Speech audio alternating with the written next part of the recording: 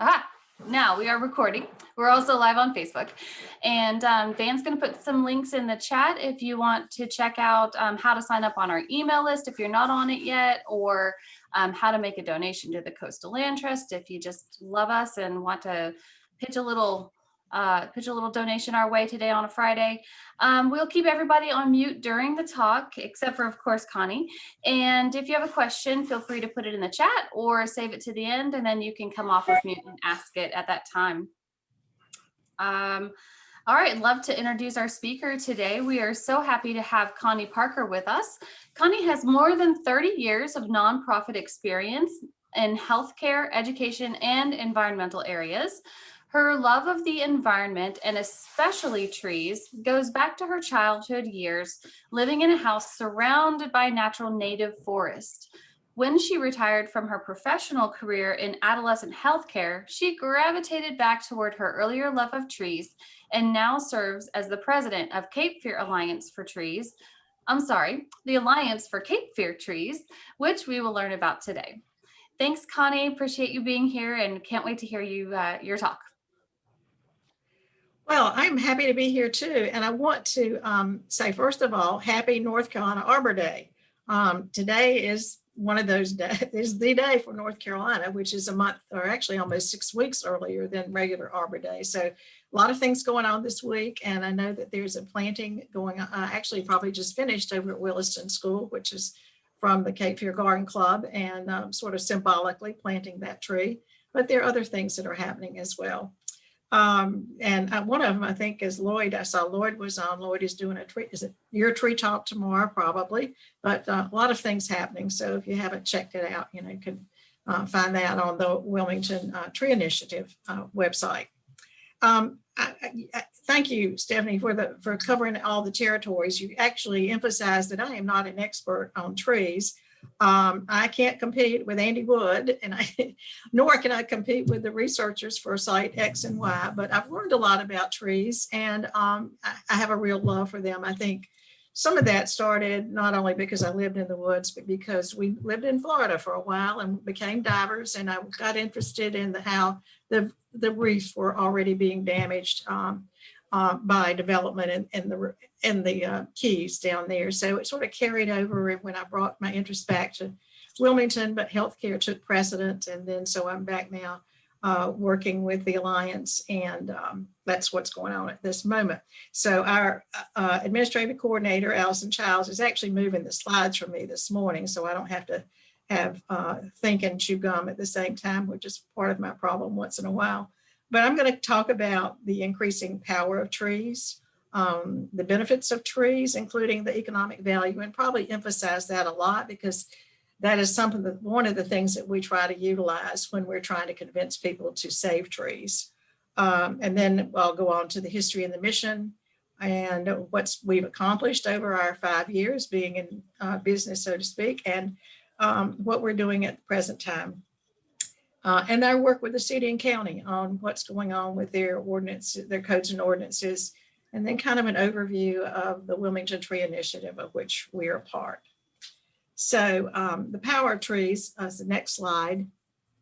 And I actually I'm going to get rid of my screen over here just a second. Hold on a minute. Whoops. All right.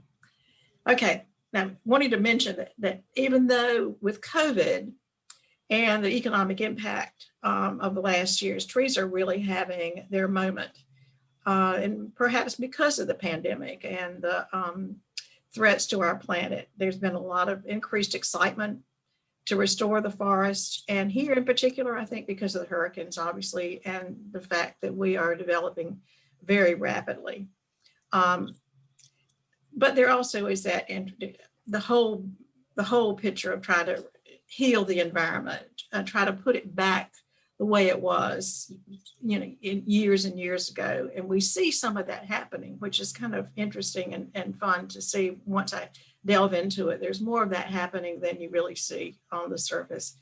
There are a lot of sweeping public policies. The Great American Outdoors Act permanently funds the Land and Water Conservation Fund and doubles that money available to help governments expand and protect forests. And then the REAL Act Act focuses on conserving the natural forests and expanding and protecting forests.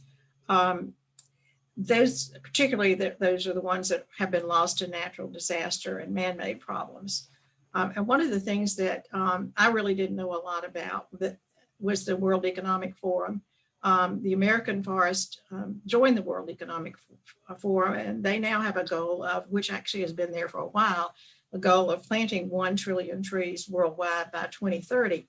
And it was nice to know that there are an estimated 3 trillion trees worldwide now across the earth. And this will hopefully add 1 trillion more as we try to prevent these trees being cut. But that is really a difficult issue for us at this point in time. Then there are a lot of cities, including Wilmington, pursuing economic and tree equity. We're obviously working on that. We are trying very hard. One of our interns is actually continuing on with some work done by an intern last semester, looking at tree equity and involving lower income communities and making sure that we're offering them the trees and the environmental kinds of situations that we all would like to have. There are also companies, nonprofit, helping civic leaders and nonprofits partnering to reforest and plant trees. And we will be talking about that a little bit, about what's happening with us with support from various organizations and what's happening with the city with support. It can be, so we can see that both. Most of you probably know about the benefits of trees, but here's some major ones I wanted to go over. And one of the concerns I think that we see is that, and you can recognize that most of the time trees have, over the years, have been taken for granted. People have sort of become indifferent. They've accepted them. They've always been around, and they really forget what kind of benefits there are. I like, one of the things I'll talking about assistance in breathing and providing oxygen. One of the things that I really like to think about is the Amazon, which is considered the lungs of the earth. And trees breathe in, obviously, what we breathe out, and we breathe in what they breathe out. So we're trading that carbon dioxide for oxygen all the time with them. And of course, the wildlife really thrives right now. And I just mentioned the fact that Virginia Holman has written a nice article that's going to be in the paper tomorrow about biodiversity and pollinators. And so it's interesting to just know that 50% of our known species survive in forests, worms and insects, birds and bees, and that leads to our biodiversity. And she points out, and I remind, and you all know, and of course Coastal Land Trust knows, that this is a very unusual and very special biodiverse area in the southeastern part of the United States where we live. And it really is threatened by development. And we have to keep that in mind and try very hard to educate on that. Also, trees keep us cool. Especially in the urban areas, and you can actually see that happening when there are trees that grow up and all of a sudden, your house is, or at least I can tell where I live. I come off of Oleander Drive and turn down into South Oleander and go under the live oak trees. And I can see the actual, the temperature registered on my car drop 2 degrees by the time I get to my house. And because it's covered with trees, it's really an interesting to see that. I know you can tell that as well. I think that one of the, I wanted to also mention too, there are things that are happening with trees that other than trees absorbing water and refilling aquifers that I think are really interesting as far as activities that people are doing right now. One of the things I learned recently is that there is a group of people who are already developing a new activity that you all will hear about, and it's tree climbing. And tree climbing is something that's happened in a number of the urban areas in city parks. It is something that the cities sponsor and actually provide places for kids, in particular kids and adults who may have issues of being able to do a lot of things that most people do who have difficulties with various handicaps. And they're able to do tree climbing along with other people who do real tree climbing. So that's one of the things that I see that's going to be happening that you'll be able to appreciate from trees later on. But the muffle the noise is one of the things I don't think people hear about, but if you cut down the trees between you and a big area that has a lot of traffic, you're going to understand what that means. Healing, trees heal us. They provide medicine, stress relief, and improve immune systems. And tree bathing, by the way, is one of the other things that I was going to talk about just a little bit, but it's happening a lot, I think, in California, and some of the other Asian countries I know actually started the tree bathing process. But my family in Oregon really appreciates forest bathing rather than tree bathing, I guess I should say. Also, I wanted to mention that, and I probably will talk about that later, but people in hospitals actually heal faster if they have trees outside of their windows. That also is true for nursing homes as well. But it really does make a difference in providing medicine and stress relief and improving immune systems. Trees also help us create things, not only build houses, but craft things, and trees provide jobs and a myriad of economic benefits.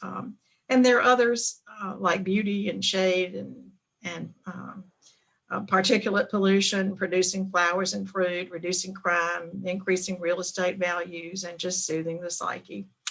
So now I thought this would be something that you might not know enough about or might be interested in some of these photos.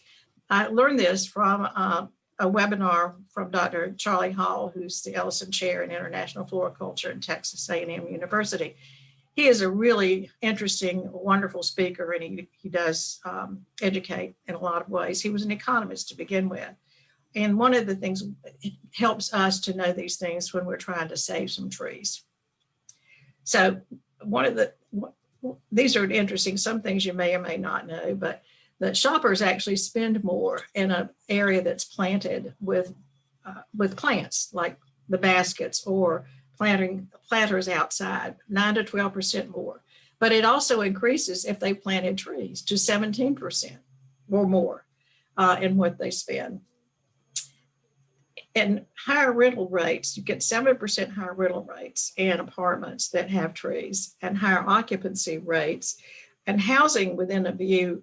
One of the things he talked about, which I really appreciated, was housing within a view of a new park in Memphis increased over 500% in value.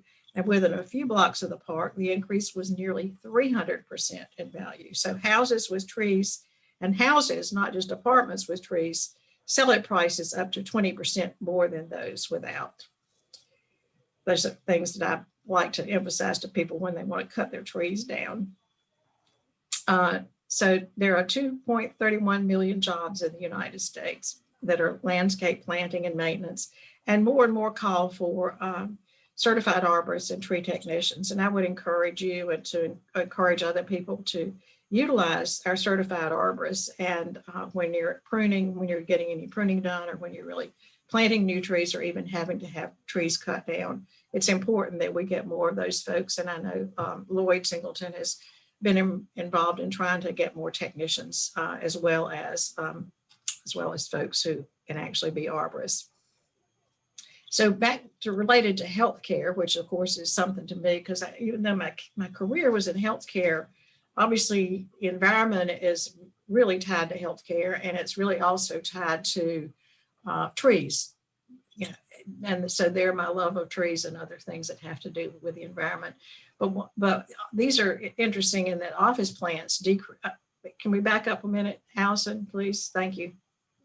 One more back. Okay, thanks. These are interesting that office plants decrease sick time by 14%, and that there is also a $2,200 reduction in average annual healthcare costs per adult. These are things that Dr. Hall has done research on and has collected and has a lot of information on, and I will mention him later about how to get in touch if you need some more information about him.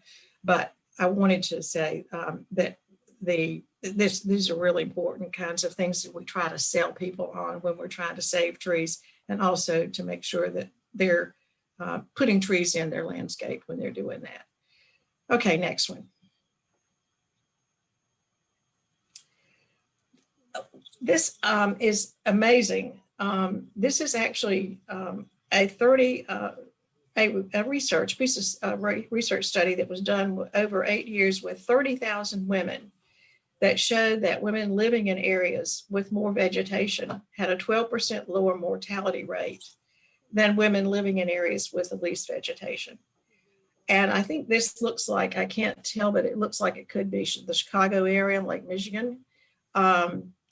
It might not be, it could be someplace else, but it goes, it's one of those things that I just had to really amazed at. Of course, I guess after working in the yard over the weekend and seeing how sore I was and getting that exercise, that might be one of the reasons, but that to me was one of the most interesting of the slides that he gave us, and that he said that we needed to be able to share with folks. Okay, the next one is that, and these are things that I think you probably know, that a 25-foot tree reduces the annual heating and cooling costs of a typical residence by 8 to 12%. I think that it's true of both evergreen and deciduous plants and some of the things that I have read, but that also is important. And then the canopy, the tree canopy reduces 1 inch of rain runoff by 17%. In this particular area, that's important. And one of the things that I have heard people talk about is they cut all their trees in their backyard, or cut most of them down, and then wonder why all of a sudden they were flooded in the backyard. So those things do relate, and people don't understand, I think, some of the time about that. Also, this is slide has to do with impervious surfaces. And I knew some things about that. The researchers found that when the area of the impervious surfaces reaches 35% of the total, the other 65% being vegetation coverage, things go haywire. And up until that point, the urban area stays at a constant. And above the surrounding area, above that, the difference increases as the vegetation is stripped away, reaching 1.6 centigrades warmer by 65% urbanization. That might not sound like much, as they said, but it is actually significant. I think that one of those things that we really forget about is what it does to everything when we take down the trees. This is a slide that I think might be interesting. This is one that I feel like is interesting to taxpayers, and one that we don't think about a lot. But shade provided by trees reduces the need for maintenance and repaving. And this is UC Davis, US is incorrect on that, found that 20% shade on a street improves pavement condition by 11%, which is a 60% savings for resurfacing over 30 years. It saves a lot of money, actually, for the taxpayers, and also a cooling effect on the streets, obviously, for that. And this is the last one of Dr. Hall's presentations that he said it was fine for me to share with you all, because I just was amazed. This was just recently, so I'm not really in tune with it as well as I should be, but I was amazed at some of the work that had been done. And if you're interested in finding out more about his research, I can, send me an email, or I will let you know how to get in touch with him, or give you a list of all of the research that he has done, along with the folks that he works with at Texas A&M. So now we got to move on to the power of the trees and the Alliance.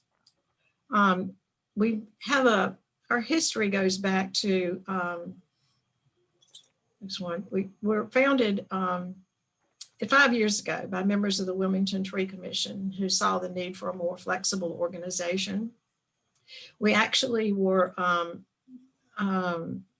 I think looking to be more active in fundraising to be able to plant more trees, because the city was very limited in the funds that they had. It was probably coming out of the recession at the time that we were discussing these things. So we felt like we could do more if we formed a nonprofit organization, but we weren't quite ready to do our own nonprofit organization.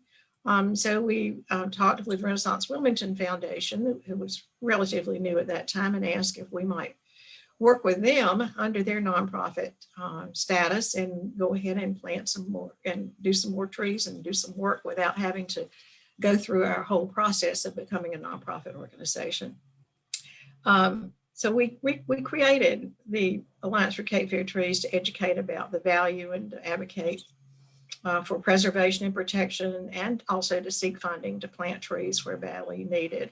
And since July, we've become a standalone nonprofit organization.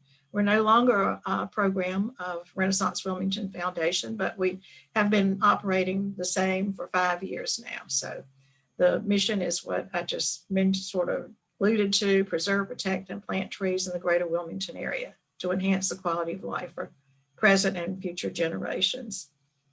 And I thought you might like to see our board of directors. I think we have a really strong board of directors for the kinds of things that we're doing. I always like to mention a few people, and you may know, if you look at the executive committee at the top, Linda Moore was a past president of Keep New Hanover Beautiful. And Bill Jane, I think, is on our presentation today, and he is he has retired from being in charge of all the Veterans Administration cemeteries in the country, and knows a whole lot about trees, a lot more than I do. He should be doing this. And our treasurer, Kayla McKay, is a CPA that we have had working with us for quite a while.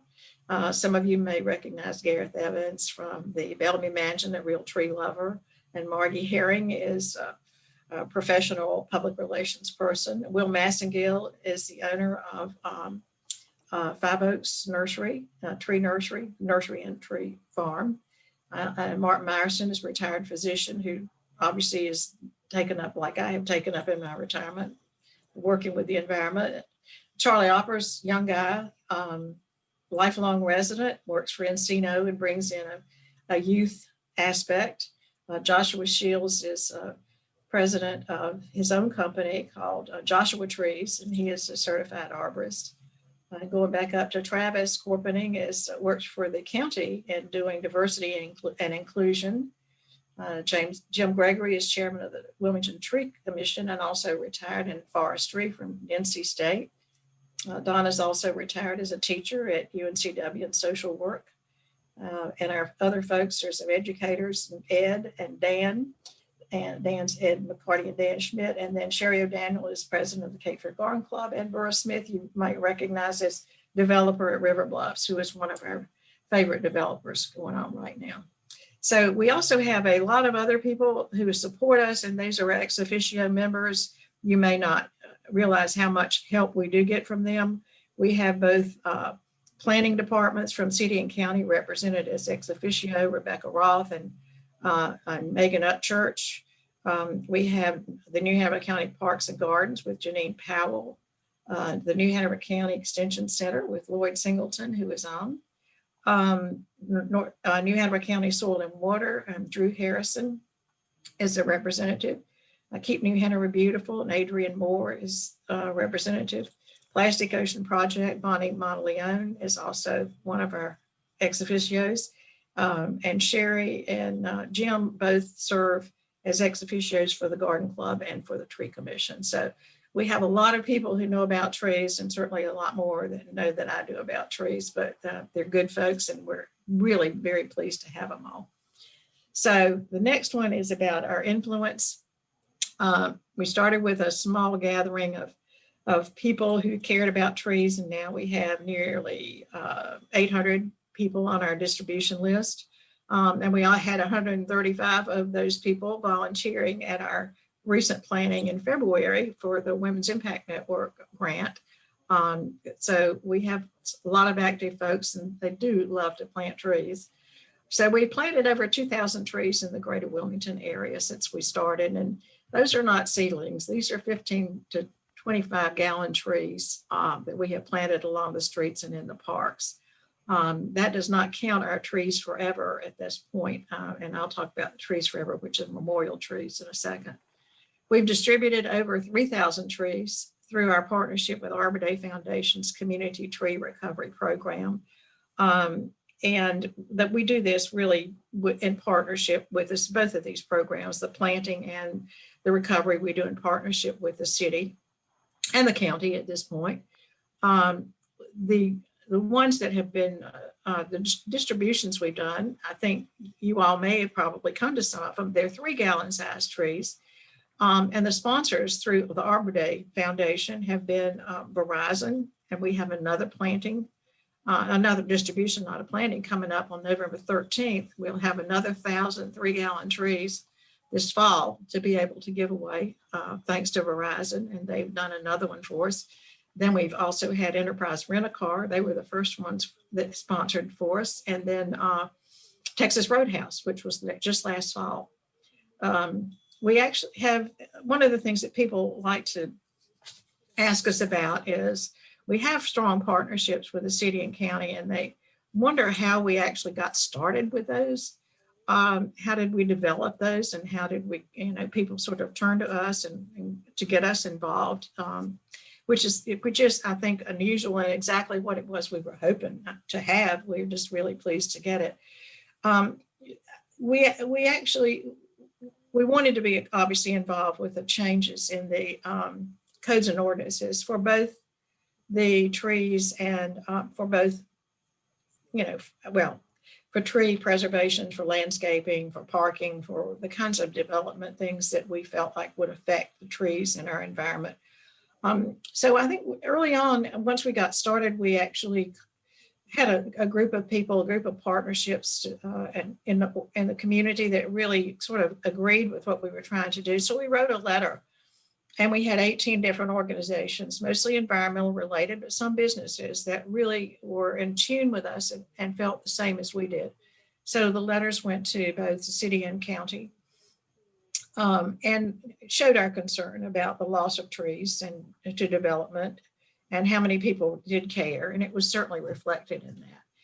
And we requested meetings with the planning committees. They came to our meetings with the planning departments and really became very involved with us and started sending representatives. Even before we became our own nonprofit, we had representatives from the city and county planning departments attending our meetings to learn what we were doing and to bring their information to us. So one of the catalysts, I think one of the things with the county commissioners was that obviously we had the letter, and they were familiar with us and familiar with us, but in many ways, a number of our members. And so, as you recall, there was a tree issue at the Island Restaurant on Highway 17 going north, and we were trying to save those trees because the way the codes were written, it was going to be impossible for that car wash going in to save the trees. And so they asked us if we would meet with the Cape Fear Home Builders Association to talk with them and come up with a compromise to be able to save the trees, and which we did. And we continued to work with actually Cape Fear Home Builders Association, amazingly enough. And there are lots of things that we have in common with them. And I know that they recognize that trees are critically important to many people in the community. And so they're willing to work with us on that. And not only have we, tackled that part of it, but we actually have worked on language for both the city and the county codes and ordinances together. I'm saying we because, again, I'm there most of the time, but there are other people who know a lot more about what needs to be there than I. So the council has asked us just recently to chime in on something, on a loophole that was in one of the ordinances that was allowing some of the bigger developments to not save as many trees as they should. And so what's been good is they have a group to go to help support them And so we have become that kind of group, which I think is really what we were hoping to be. And amazing that I think most of us are still kind of amazed that we can be utilized in that fashion and are still hoping on. So there's a lot more work to do with that part of it. And we still are making compromises and hoping the next time as years pass that we'll be able to tweak it and make it even better. But I'll mention that the city's land development code goes to public comment on the 1st of April. So if you're interested in what's happening with all those things, please know that 1st of April, have a chance to comment. The county UDO revision has already been adopted in certain parts, but I think it's still working on some. But these are things that we all should be aware of and try to be involved in. We can't do this alone, so we developed strong partnerships, as I just mentioned, with like-minded agencies and organizations, and we're gradually developing some funding sources to keep us going. So the next one is our funding partners, and it's missing a couple, but it's really getting bigger all the time. And I think one of our major ones, if not the major one, has been the Arbor Day Foundation. And also I get questions like, how did you get connected with Arbor Day Foundation? Well, we actually got connected. They connected with us. They actually sent an application for a tree for a grant to the city. And then the city approached us about helping with the grant. And it ended up with getting a grant to plant trees around Houston Moore, the community housing area that's on Greenfield Street. And they liked what we had done. And so we received another grant. That was also sponsored by TD Bank, which is not on here. So that TD Bank has actually sponsored 2 grants for us. And that was early on, so it didn't make the list right at this moment. But I do want to recognize that. And then after that, they called us when Hurricane Florence actually called me when I didn't even have electricity to say, we'd like to help you recover. We know it's bad. So they have been involved with us. We've had, as I said, the plantings with them, 3 different plantings and 3 different distributions and another one to come. So it'll be 7 grant involved initiatives that they have helped us with. Audi Cape Fear is a new one there. They have just, one of the things they're doing is for every car they sell, they're giving us money to plant a tree, a Trees Forever tree. And we just finished doing one of those recently. I think there's something else about that later on. So I'll make it about the Trees Forever program, which is next. We took this over from the city a couple of years ago. They really didn't have an infrastructure or plan in place to do this well. And they were getting maybe 4 or 5 trees a year. I think maybe one year they had 8 people wanting to plant a tree in memory of someone or celebration of a special occasion. So we now share that with them. We actually are the fiscal agent. We run the program. And then and we purchase the trees, and then the city staff actually plants the trees after we work with the families to find out what they want and where they want it, what kind of species they want. This has been really successful.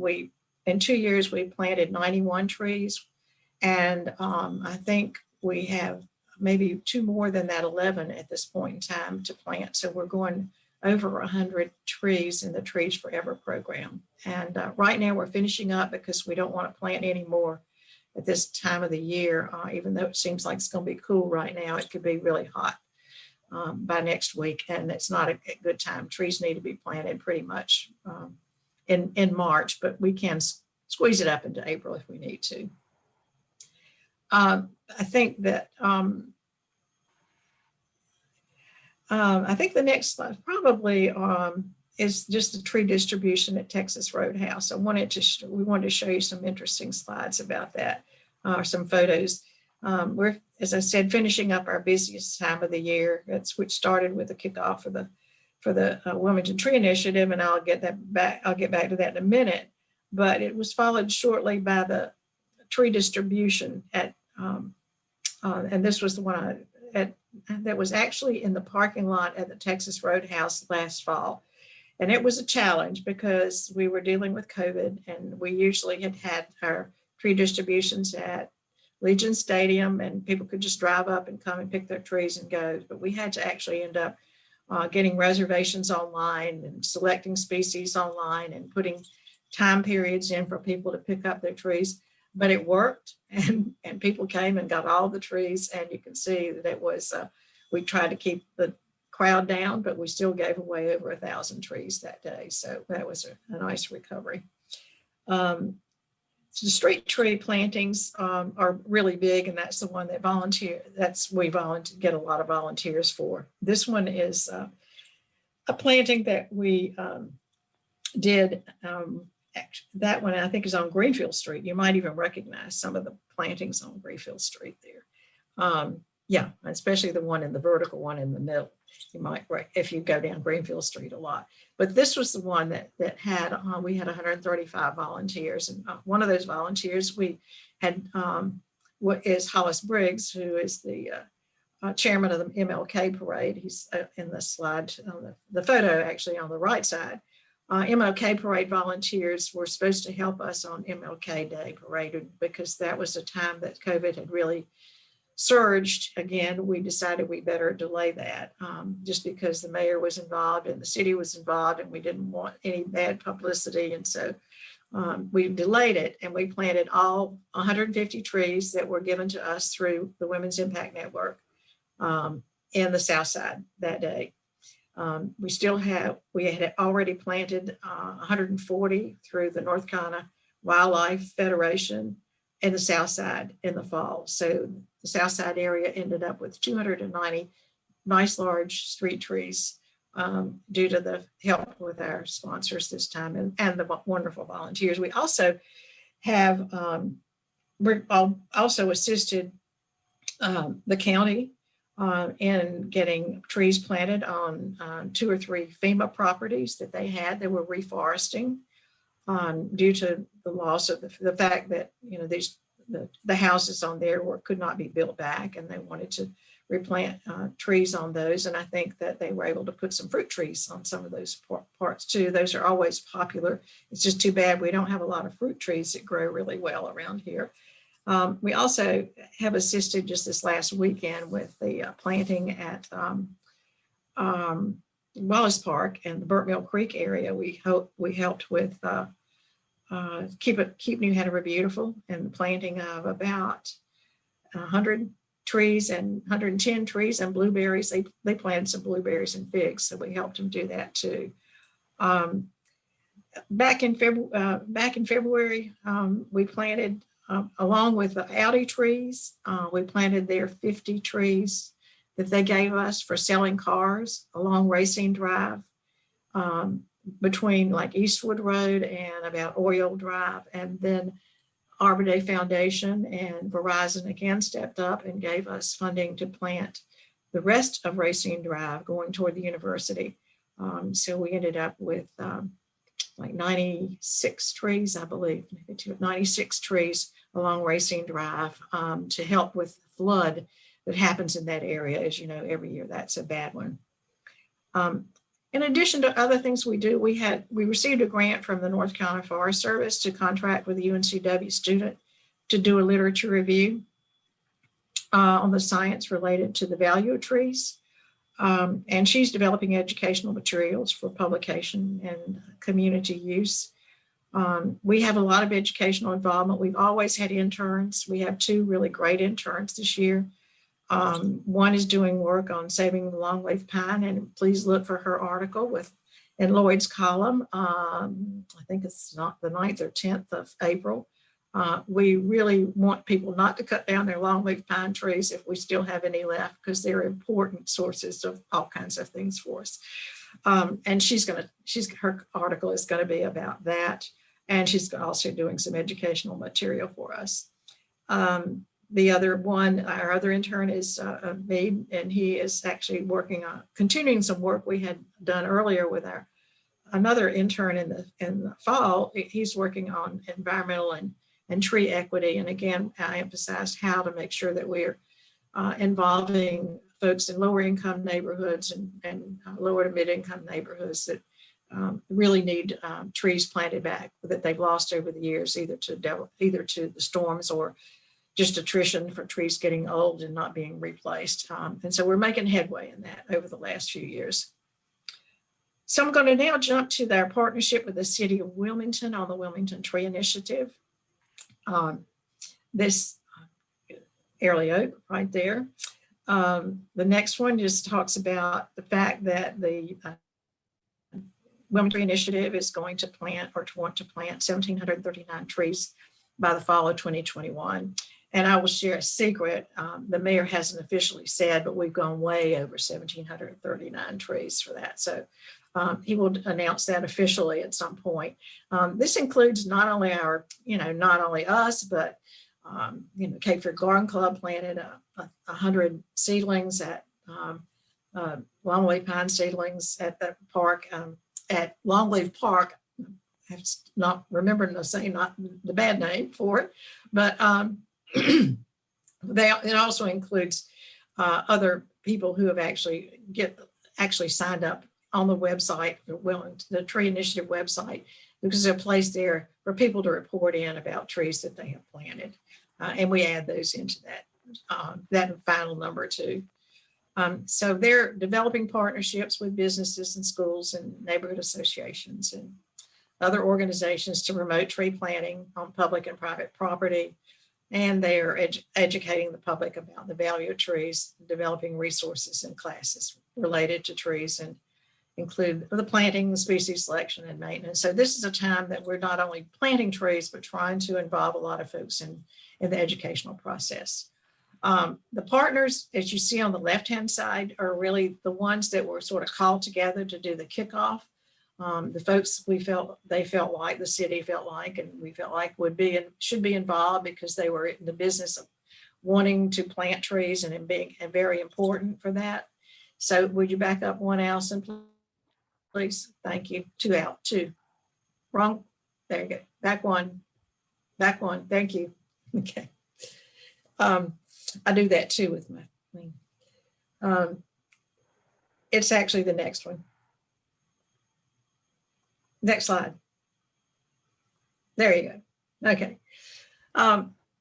You can see the list of folks who are partners in that right now. And then over in the next column are the sponsors. And those are the folks who have actually given money or to be able to help the city plant trees. The city asked us as the Alliance for Cape Fear Trees and a nonprofit to be the fiscal agent for that. So we have a contract with them so we accept all the funds and write the thank you notes and make sure that those are held and utilized. And the city is giving us 10% back from the funds that raised so we can continue the work that we're doing for them and for the other folks too. So that's really a nice partnership for us. Now we're going to move on to a little video. If you just hang on a minute, it takes a second to get it started. So don't think anything's wrong until we get it going. So I'll let Allison work. This is what the city uses to promote.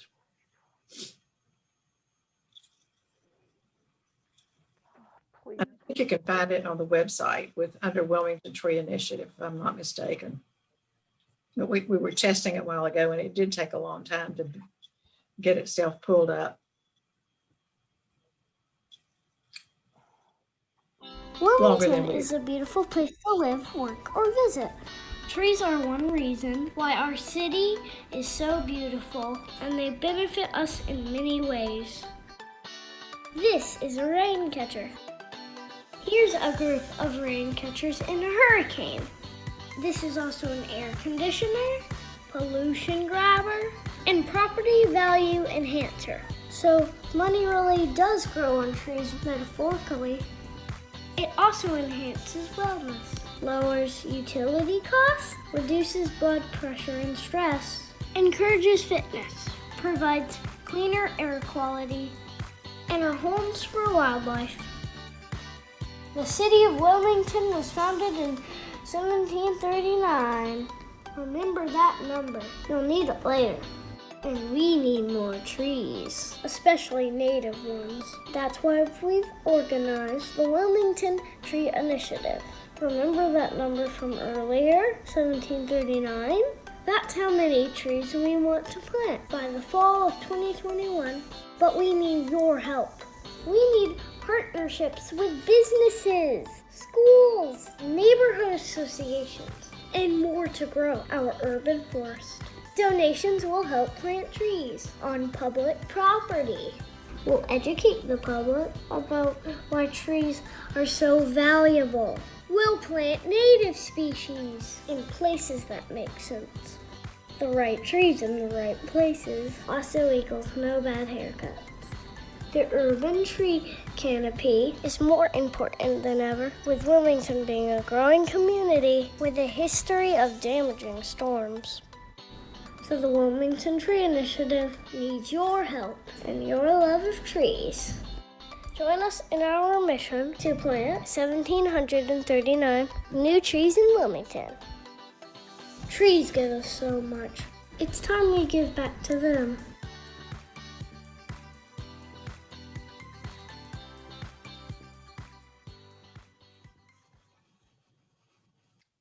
So thanks. What they're asking at this point is, if you have any groups that you have access to, you'd like to utilize that, talk about the tree initiative and what you can do within your homeowners association or any of the civic organizations, then you can certainly utilize this, or you can call on one of the members of the tree initiative to be able to work on, to be able to do that kind of presentation too.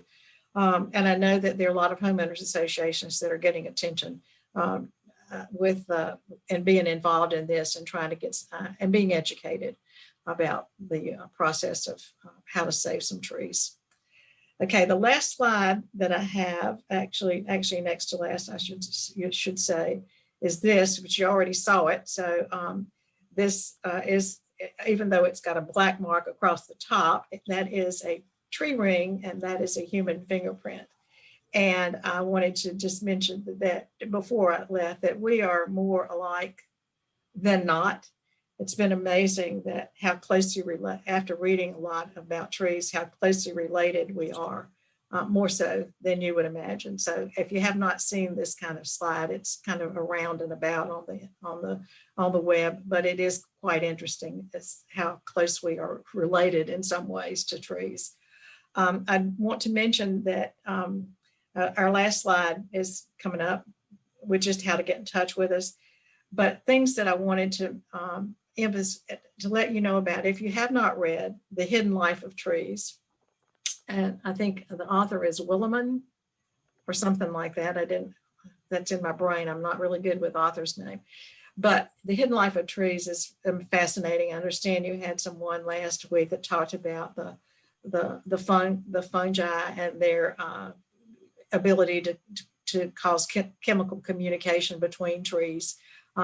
It is something that, in other words, trees do speak to each other, and they protect each other too. It's one of those books that doesn't take long to read, but it's quite fascinating. And in relation to that, if you happen to have Amazon Prime, there are two documentaries about trees. One of them is The Call of the Forest, and the other one is Forgotten Wisdom of Trees. One of those is related to the book that I just mentioned. So if you want to make note of that, if you have something else you want to read during this time when we're home more than not, those are good ones to look up, or to look up those documentaries on Amazon Prime. So if you forget what these are, I'm happy to talk to you about that too. And the last slide is, obviously, if you're not already involved with us in planting trees or doing supporting in some other ways, we'd love to have you be involved with that. And you can sign up online to get the newsletter and follow us on the social media that's there for you to see links at, for the Facebook and various others that we have going right now. I don't think we do a Twitter. I don't think I could keep up with Twitter right now. So anyhow, I'll let anybody ask any questions that you may have. There's chat going, but Stephanie, you want to check those and you can ask. And there are some members of our group I see on here, so I'll call on them if we need to answer some questions. Excellent. Thank you so much, Connie, for sharing about the Alliance for Cape Fear Trees. I'm really delighted to learn more about your group, and I'm inspired. I have some trees I need to plant this weekend. Anybody who'd like to ask a question, please feel free to unmute and ask it, or put it in the chat and I'll read it out loud. If you're on Facebook, you can put it in the comments and we'll still read it out loud. So Valerie, do you have something? Yeah. I do. Thank you, Connie. It's always good to hear an update on these varied activities that are so important. I have a question whose answer may vary by project, probably will. What arrangements are made to ensure that newly planted trees are watered properly long enough for them to get established? Right. Good question.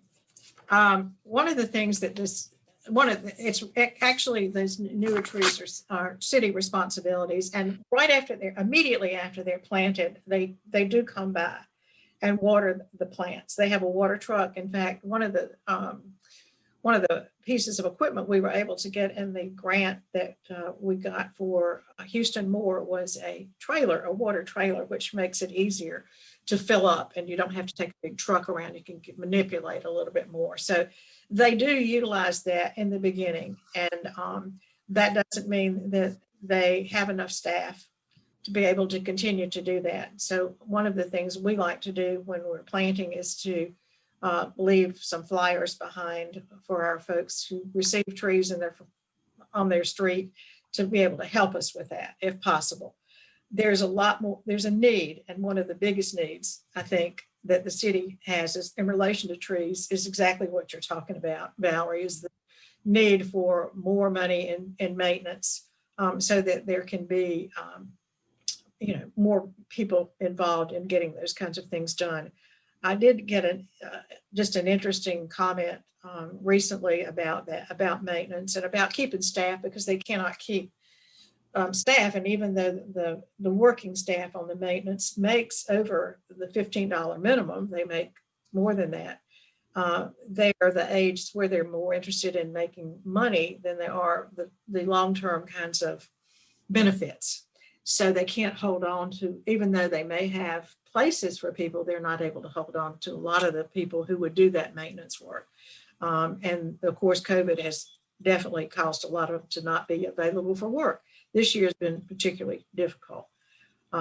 So I would encourage us to keep promoting and asking the city to remember the maintenance. In fact, I've talked to the mayor already about that when we were at the Burnt Mill Creek planting last weekend, and we're writing a letter in support of the budget and recognizing the need for maintenance, which has been a biggie since the beginning,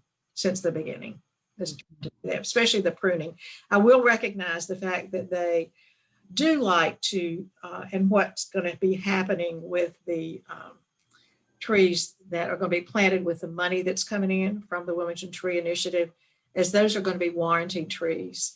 And under warranty for 18 months, the people who plant the trees, the landscapers who have that contract to plant the trees, will be responsible for watering or replacing those trees. Oh, okay. Now, that even if they do replace them, who's going to make sure that they're watered after they're replaced? So, but in fact, they do assure that most of them do live, and that's one of the reasons they like to warranty the trees.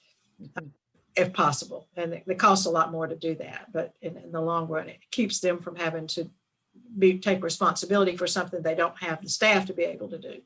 So that is a good thing. And I will say too that for those of you who know, I was going to say, all of a sudden I've lost his name.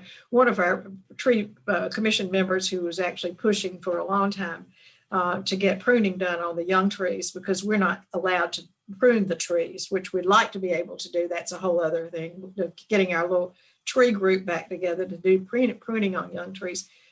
They did hire a company this year to do pruning on all the young trees. And we did get some accolades for making sure that finally we got some pruning done on those young trees. So the city is coming around. It's just a matter of our keeping maintenance right in the front of their face all the time. Thanks, Valerie, for mentioning that. Right. Connie, there's a quick question from Facebook. Can you repeat when the next tree giveaway is? Saturday, November the 13th. Okay. Okay. So you're planning way in advance. That's good. Mhm. And can you say something, the racial equity report from your former intern? This is a question from Laura McCabe. Actually, it is on our website. I believe it's posted on the website. Allison can verify that. We have resources. There's a resource page with things that are have been done that we feel like might be of interest to people. And if you don't find it, please let me know because it should be there. We definitely have a copy of it. Okay, and that's allianceforcapefairtrees.org? Yes. Okay. .com. It's yeah. .com. Okay. Alrighty. And CR, did you have a question real quick?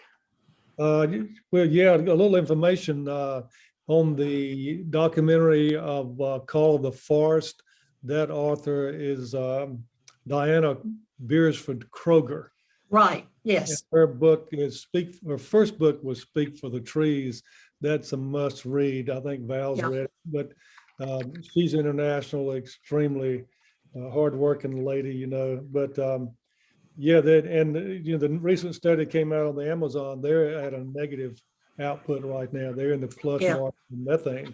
So trying to get more trees planted is one thing. There's a pretty nice thing that goes on when the city can afford it. In the medians where some of these trees are planted, they have a special catch system. I don't know if you've seen it, where the water that's going down the curb is actually moved over into the median through a series of pipes, and in that median they are putting down some of these water containers so that the street water can be diverted and keep some of these trees wet. But you don't want to shallow. Wonderful. If you shallow root a tree, it'll blow over, you know, like these big oaks in our yards.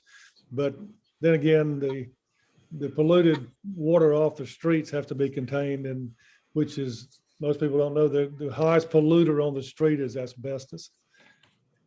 That's what's in the water coming off the streets, the highest particular chemical. But Diana Kroger is such a special lady, as you are, Connie, about trees. Yeah. And Thank you. I move a lot of cypress trees out of the swamp every year. And one more thing about floods. I think I mentioned it last week. When we have floods here in the fall, which we did during Florence for sure, I found out through working in the swamps and the river, through a PhD student I know, that his dissertation paper was named Freshwater Flood Seed Distribution. So in the fall, when the trees are making seed pods and leaves and whatever, and we have a storm and we have a flood particularly, those seeds are moved around in places that hadn't been trees of that species before. So, you know, there's some good stuff in all that. That's interesting. Thanks. Yeah. So thank you. Enjoyed it. Very good. One final question, and will there be any activities this spring or summer that volunteers can help you with? Well, actually, we're one of the things that we like to do is to go back and look at the trees that we planted, and we do an assessment, you know, to see if they're if they're okay, if there are things they need, especially do they need more mulch, do they need more water, are there broken limbs, or has wind blown them over some and they need sort of replanting or restaking. So yes, that's one of the things that's really important. We started doing it last year, and we share that with the city so that they have a list of to be able to go and look back at trees and make sure that they can save as many as possible. Again, we like to do as much as we can without violating their no pruning laws like that. So we go back and help them as much as possible. And if there are things we cannot do, we report to the city and let them know we've done it. So yes, that's one of the things. And also just looking at potential places, for trees to be planted around the community. The city has done a little bit of survey on that for the Wilmington Tree Initiative. So I do have a map of places that they want to emphasize, and I'm working on a couple of proposals to help that. And so hopefully we can get some more tree planting done in the fall. But that assessments are extremely important. And Bill Jane, do you want to mention anything about what else that volunteers can do over the weekend? He's the vice chair for me. I can't think of anything right off the top of my head, Connie, but yeah, the assessments and you know, we'll probably be looking to identify specific sites for new tree plantings. That'll probably come along sometime during the summer if we get a little further on toward what we're going to plant next winter. So every one of these trees that we've been planting has been kind of identified as you know, where we can plant them, what kind of trees we can plant, are they under the wires and so on, and they've been vetted. We knock on doors, make sure the people that who are going to get trees in front of their house are aware and they're okay with that. So there'll be a lot of that kind of work coming along. Yeah. Very good. Help with that. Mhm. Well, thank you again, Connie, for being here. Thank you, everyone who attended today. Everyone is invited back for another Little Lunch lecture. Next Friday, we will have Lad Bayless, the Executive Director of Outer Banks Conservationists in Manteo. Come learn about them. That is an organization that many of us here in Wilmington may not know about. Some exciting work happening up there. And then April 2nd, Cynthia Crane, the Executive Director of Aurora Fossil Museum, will be with us to talk about some fossils that have been found in the coastal plain of North Carolina. So kind of a little different topic, but still related. All right, so I hope everyone has a great weekend. Connie, thank you again. And we will. And thank you. Thank you very much. Yeah, appreciate you being here. Appreciate it. Bye-bye. Bye.